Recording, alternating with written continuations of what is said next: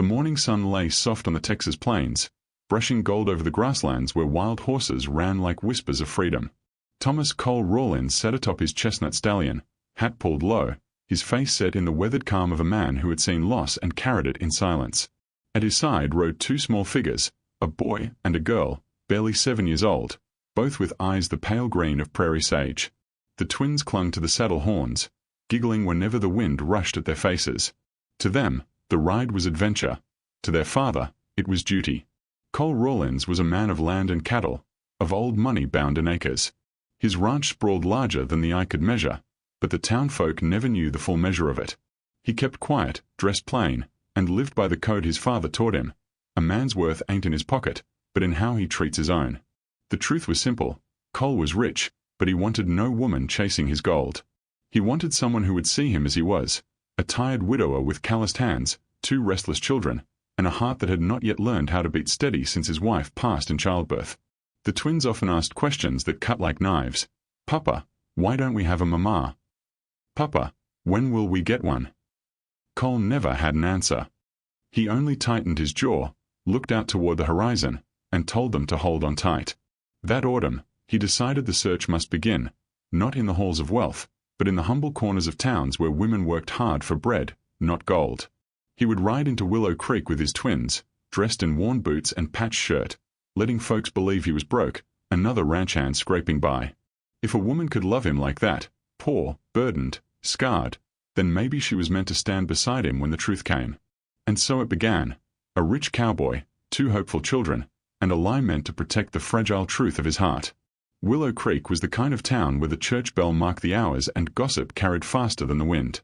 Men leaned on fence rails, spitting tobacco into the dirt, while women gathered by the mercantile, eyes sharp as needles sewing up the lives of others. Cole rode in slow, hat lowered, the twins balanced proud in their saddles. He looked every inch the broke ranch hand he pretended to be, shirt faded, boots scuffed, dust clinging to the brim of his hat. Few gave him more than a passing glance, but the twins, with their laughter and bright questions, drew eyes like moths to flame. And it was through them that he noticed her. She stood at the well, sleeves rolled past her elbows, hair tucked in a simple knot that refused to stay neat. Her dress was plain but clean, patched at the hem with a careful hand. She hauled up the water bucket with a strength born from work, not vanity. Some children nearby whispered and snickered, pointing at her with cruel little grins. "That's the one," a boy said, "the miller's girl who got left at the altar." Cole saw her jaw tighten, though she didn't look their way. She steadied the bucket, shoulders squared, and walked with quiet grace even as whispers followed her. The twins noticed too. "Papa," the girl whispered, tugging his sleeve, "why are they laughing at her?" Cole's throat tightened. "Because some folks don't know better," he said, voice low. "But you too, don't you ever join in such meanness. You hear?" The boy nodded, eyes narrowing in defense of the woman he'd never met. Cole dismounted, leading his horse toward the trough near the well. The woman turned, her gaze steady, not meek but guarded, like someone who'd learned the cost of trust. Their eyes met. A moment stretched, full of unspoken stories. She dipped her chin politely, though her lips trembled at the edges, betraying nerves. "Afternoon," Cole said, keeping his tone even, gentle. "Afternoon," she replied, voice soft but firm, like the hush of river water over stone. And just like that, without knowing her name, he felt the ground shift beneath him. Not with lightning, not with fire, but with the slow, dangerous stirring of a heart that had been quiet too long. The bucket of water she carried set down with a dull thud by the trough, splashing cold onto the dry boards. Cole watched her wipe her palms on her skirt, not with the nervous fuss of a lady, but the clean, efficient motion of someone used to work. The twins stared openly, their small faces lit with curiosity. Cole cleared his throat, nudging them forward. "Mind your manners now," he murmured. The girl twin, bold as ever, spoke first. "What's your name, miss?" The woman glanced down, startled at the question, then softened. "Clara," she said quietly. "Clara Dawson." The boy grinned. "I'm Samuel. That's my sister, Sarah. And this is our papa." Clara's gaze lifted to Cole again, and he felt it like the first warm breeze after a long winter. Careful, measuring, unsure. He tipped his hat. "Cole Rawlins." The name hung between them, ordinary and heavy at once. From across the street, two women near the mercantile leaned in, whispering behind gloved hands. Cole caught fragments carried by the wind, left at the altar, not fit for a man with children. The words stung, not because they were meant for him, but because of the way Clara's shoulders stiffened, her hands clenching tight at her sides. He wanted to speak, to cut through the gossip with something kind, but the right words didn't come easy. Instead, Samuel filled the silence, cheerful and unburdened. Papa says we need water for our horse. Can we use yours? Clara crouched to their level, her guarded expression easing just a fraction. The well belongs to the town, not me. But you're welcome. She dipped a tin cup into the bucket and handed it carefully to Sarah, who sipped with a grin. Cole watched the simple exchange, the care in Clara's hands, the patience in her voice, and something inside him shifted again. This wasn't a woman broken by shame, no matter how the town tried to paint her. This was a woman still standing. When Sarah whispered thank you, Clara's lips curved into the smallest of smiles. A fleeting thing, but real. And Cole, watching her in that plain patched dress with the sun lighting her face, knew he'd ride a long road before he understood why his chest ached at the sight. The afternoon stretched long, shadows creeping across the clapboard buildings of Willow Creek. Cole tied his stallion to the post outside the livery, the twins skipping ahead with the restless energy only children carried. Clara lingered near the well, her bucket emptied now, but her eyes seemed fixed on the dust drifting in the street. Cole felt the urge to speak, not just for courtesy, but because something in her silence unsettled him. He stepped closer, boots crunching against gravel. You from here, Miss Dawson? She glanced at him, measuring his intent. Born here. Lived here all my life. He nodded, though he sensed there was more. Around them, the whispers hadn't quieted. A store clerk leaned from his doorway, muttering to a customer. The words floated clear enough. Man left her standing in her wedding dress. Cole's jaw tightened. He turned, catching sight of the women near the mercantile again, their stares sharp as thorns. Clara's cheeks burned under the scrutiny, though her chin lifted a notch higher, stubborn as stone. I don't mean to pry, Cole said softly, but folks sure do carry on about nothing worth their breath. Clara's voice was calm, but steady. It wasn't nothing. Her hand smoothed the skirt of her patched dress, the motion betraying nerves. I was set to marry Samuel Briggs, the mill owner's son. He left me standing in the church, veil on, ring waiting. She looked away, swallowing hard. He said later he'd been pressured. That marrying me would shame the family name. Her laugh was bitter and quiet. It seems the shame stuck to me instead. Cole stood silent, anger simmering low. A man who would abandon a woman at the altar, then let the whole town feast on her humiliation. He was no man worth his boots. The twins tugged at Clara's skirt then, innocent to the wound beneath her words. That's mean, Sarah declared. You don't look shameful. You look kind. Clara blinked, startled. For the first time, her guarded expression faltered, warmth flickering in her eyes. She crouched to meet Sarah's gaze, voice softening. You're sweet to say that. Cole watched the moment, his heart caught in the quiet tenderness between his child and this woman scorned by her own people. And he thought, maybe the twins weren't just searching for mother, maybe they were showing him who might already be one. The next day found Cole at the blacksmith's, trading words about horseshoes and the price of iron. But his eyes strayed more than once across the street, to the figure drawing water at the well. Clara Dawson, sleeves rolled, hair tugged loose in the wind, carrying more than most men thought she should. When the twins caught sight of her, they bolted across, their laughter echoing through the dust. Cole followed slower, not wanting to crowd her, yet unable to keep away. Sarah carried a small pail in her hands, wobbling under the weight. Miss Clara, can I help you? Clara smiled faintly, surprise softening her usual guarded air. That's mighty kind, but this is heavy work. Samuel puffed his chest. Papa says we can do heavy work if we try. He reached for the rope, little muscle straining, nearly toppling into the well before Clara caught his arm. She laughed, the sound rare and warm, surprising them all. Cole stepped in then, steadying Samuel. Easy, son. His eyes lifted to Clara.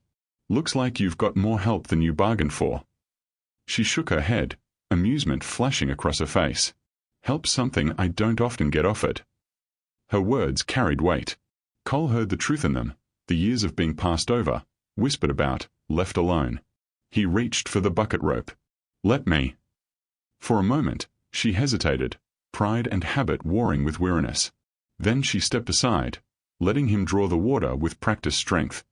The bucket rose smooth, no strain in his broad shoulders. "Thank you," Clara said quietly, her voice holding something more than courtesy. Cole set the bucket down, water sloshing cool in the trough. "Work's lighter when it's shared." The twins splashed their hands in the water, giggling, while the adults stood in the hush of something unspoken. The town watched, whispers rippling again, but Cole didn't care. His children weren't laughing at Clara, they were laughing with her. That was a different thing entirely. For Clara, it was the first small act of trust, letting another hand lift the weight she always carried alone. And for Cole, it was the first time he felt her wall shift, just a little, to let him in. By week's end, Cole had made a habit of leading the twins toward the well, though he told himself it was just for water. The truth lay plainer. He wanted to see Clara, to watch the way her strength seemed to carry sorrow without bowing to it. But not everyone shared his quiet respect. That Saturday, the market bustled with wagons and voices. Clara moved between stalls with a basket on her arm, head lowered against the stairs. Cole watched from the livery porch as Samuel and Sarah tugged at his sleeves, begging for penny sweets. He meant to follow, but the sound of laughter, sharp, mocking, froze him. Two young ranch hands blocked Clara's path near the miller stall. One tipped his hat in mock gallantry, voice loud enough for all to hear. "Well now, if it ain't the bride that never was. Careful, miss, might be unlucky buying sugar. Fella could leave you waiting again." The crowd chuckled, eager for spectacle. Clara's face flushed crimson, her fingers clenching tighter on the basket. She tried to step past, but the other man shifted, smirking. Maybe she ought to pay in kisses since her coin ain't worth much. Before Clara could respond, Cole was there. He moved quiet, steady, the way a man walks into a storm he's already decided to face. His hand closed around the braggart's wrist, firm as iron. "That's enough," Cole said, voice low but carrying. The ranch hand sneered. "And who are you to say, stranger?" Cole's eyes narrowed beneath the brim of his hat. A man teaching his children what respect looks like. Silence fell sharp. Samuel and Sarah stood behind him, wide-eyed, watching their father. Clara's breath caught, her chin lifting in stunned relief. The ranch hand jerked his wrist free, muttering, "Ain't worth the trouble." They slunk off, laughter dying under the weight of stares. Cole turned to Clara, softer now. "You all right?" Her voice trembled, but she met his gaze. "Yes. Thanks to you." And in that moment, beneath the hush of a watching crowd, something shifted deeper than before. It wasn't just kindness he'd shown, it was protection. A promise, silent but sure, that she wasn't alone anymore. That evening, back at the small room above the livery where Cole and the twins lodged, Samuel fidgeted with a tin plate, his eyes shining with an idea too big to stay quiet. "Papa," he blurted, "can we ask Miss Clara to supper?" Sarah clapped her hands. "Yes, please. She's nice. She smiled at me." Cole paused, the stew spoon in his hand hovering over the pot. He wasn't blind to what the children wanted, nor to what it might mean. Inviting Clara Dawson, shamed, whispered about, to share a meal with them would be seen as scandal by some. But the twins looked at him with hope so fierce it softened his hesitation. He set the spoon down. "You want her to come, you ask her yourselves. Manners and courage both." The next afternoon, the twins did just that, tugging at Clara's skirt as she left the well. "Miss Clara," Sarah said shyly, "would you eat with us tonight? Papa makes stew." Clara blinked, taken aback. Her gaze lifted toward Cole, who stood a few steps away, silent but steady. She searched his face for jest, but found only quiet sincerity. "I wouldn't want to intrude," she murmured. "You wouldn't," Cole answered simply. "It'd be a kindness to us." So she came. The lamplight flickered over rough wooden walls as the four of them sat at a narrow table. The twins chatted about horses and school, their voices filling spaces that had once been hollow. Clara listened, her laughter soft but real, the kind that warmed the air more than the stew did. Cole watched her hands, gentle with the children, careful with the worn utensils, and thought of the weight she carried alone. In her presence, the room felt less like a lodging and more like a home. When the meal ended, Clara rose to wash the dishes, but Cole stopped her with a hand, rough and calloused, hovering near hers. "You're our guest." Her eyes lingered on his, a flicker of something unspoken passing between them. For a moment, the world outside, the gossip, the shame, the loneliness, did not exist. There was only the lamplight, the children's laughter, and two hearts that had not yet admitted they were learning to beat together. The days grew shorter, autumn wind chasing leaves down the dirt road of Willow Creek. Cole found himself looking forward to evenings more than mornings, not for rest, but for the company that had become almost expected. Clara came often now, sometimes with bread wrapped in a cloth, sometimes with nothing but her quiet presence. The twins adored her.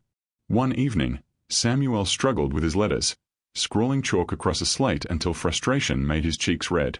Clara knelt beside him, patient as a saint. "Here," she said softly, guiding his small hand. "It's not strength, Samuel. It's steadiness." Her fingers wrapped over his, and the crooked S straightened into something proud. Samuel grinned wide, puffing up. "I did it." Clara laughed, the sound spilling warm as lamplight. Sarah tugged at her sleeve. "Will you tell us a story now? Papa tells cowboy tales, but I want one from you." Clara hesitated, eyes flicking toward Cole where he sat sharpening a knife by the fire. He gave her a nod, quiet encouragement. So she told them, of her mother, long past, who used to sing while mending clothes, and of a stray dog she once nursed through winter. Her voice carried a rhythm both tender and raw, painting pictures brighter than any book. The twins leaned close, eyes wide, their world made larger by her words. Cole watched in silence, his chest tightening. The children had never leaned so close to another woman before. They had never called anyone Mama. Not yet, but he could see the seed of it, small and fragile, growing between them. Later, when the twins slept in a heap of quilts, Clara stood to leave. Cole followed her to the door, the cold night pressing against them. "You've done more for them in a week than I have in years," he admitted, his voice rough. Clara shook her head, lips trembling with humility. They only needed someone to listen. Her eyes lifted to his then, and for a moment they stood close, his breath warm in the chill air, her hand brushing against his sleeve. Neither moved further, neither spoke of what sparked in the quiet. But it was there, undeniable, like embers waiting for flame. The more time Clara spent with Cole and the twins, the louder the town's whispers grew. Folks watched her with sharp eyes whenever she walked beside them, as if daring her to forget her place. Some muttered that she was trapping another man, this time with children in tow. Cole heard it all. He bit his tongue, knowing timing mattered. His secret, his wealth, his sprawling ranch, still lay hidden beneath the dust of plain boots and patched clothes. He wanted Clara's heart free of doubt when truth came. But secrets, like storms, never stay quiet long. One afternoon, Samuel wandered too close to the mercantile's porch where men played cards. He was a child, innocent, but their voices carried cruel. "Funny how Rawlins plays poor," one drawled. "Man owns near half the cattle this side of the Brazzers. Ain't foolin' me with patched sleeves." Clara froze, basket in hand. The words sank like stones. She turned slowly to Cole, eyes wide, searching. "Is it true?" she whispered. The twins looked up, puzzled. Cole's heart thudded heavy. He had wanted to choose the moment, to lay the truth gentle as a gift. Instead, it came jagged, thrown in the dust by idle tongues. "Yes," he said finally, steady but pained. "It's true. I've land. Herds. More than most." Her hands tightened on the basket. "And all this time you let me believe you were," she broke off, breath sharp. "Why? To test me." The crowd leaned closer, hungry for spectacle. Cole stepped nearer, lowering his voice so it was meant for her, not them. "Not to test you. To protect my children. I couldn't risk another woman loving the gold and not the man." Clara's eyes brimmed with hurt and confusion. "And you thought I'd care for coin more than kindness?" "No," his voice shook now. "I hoped you wouldn't. And you've proved it every day." Silence fell. Then, from beside them, Sarah tugged at Clara's dress with small, trembling hands. "Miss Clara, will you still come to supper?" The child's innocent plea cracked the crowd sneers. Clara's gaze softened, tears glimmering as she looked from Sarah to Cole. The whole town held its breath, waiting for her answer. The street lay hushed, every whisper swallowed by the weight of waiting. Clara stood with the basket clutched to her chest, Cole's truth hanging between them like a heavy bell that had finally rung. For a long moment, she said nothing. Her eyes drifted to the faces around her, the sneers, the smirks, the unkind curiosity. The same crowd that had laughed when she was left at the altar. She had carried their shame for years like a stone bound to her neck. Then Sarah's small voice echoed again. "Please, Miss Clara." Clara's hands trembled. Slowly, she set down her basket. From within its folds of cloth, she pulled something, an old length of rope, frayed at the ends, saved against her will. It was the rope her father had tied to her trunk the day she was supposed to leave for her wedding. She had kept it as proof of her humiliation, a reminder of the day the town named her unwanted. Now she held it up, voice steady though her heart raced. "This," she said, letting all I see, "was the symbol of my shame." She let the rope slip into the dust at her feet. "But shame doesn't own me anymore." The words rang clear, defiance soft but unshakable. Cole stepped forward then, slowly, so the moment was hers, not stolen by him. He bent, lifted the rope from the dirt, and pressed it into her hands again. Only this time, he wound it once, twice, into a circle, rough but true, and placed it gently on the table outside the mercantile. A ring of rope, imperfect, but unbroken. His voice carried, quiet yet firm. "If you'll have us, Clara, this rope won't bind you in shame. It'll bind you in family." The twins pressed close to her, wide-eyed, hopeful. Samuel whispered, "We need you." Tears spilled hot down Clara's cheeks. She reached for Cole's rough hand, her fingers trembling as they closed around his. The crowd, so eager for cruelty, found itself silenced not by spectacle, but by something stronger, love that chose to stand when the world expected it to bow. That night, in the small room above the livery, the rope circle rested on the mantel beside the lamp. Firelight flickered, warming four faces gathered close. A scar in Clara's heart was not erased, but transformed, into proof of survival, into a promise that whispered beneath the crackle of the flame. And the folk tale ends not in grandeur, but in a quiet truth. What keeps a heart alive in the desert? A kiss, a scar, or the memory of one hand that never let go?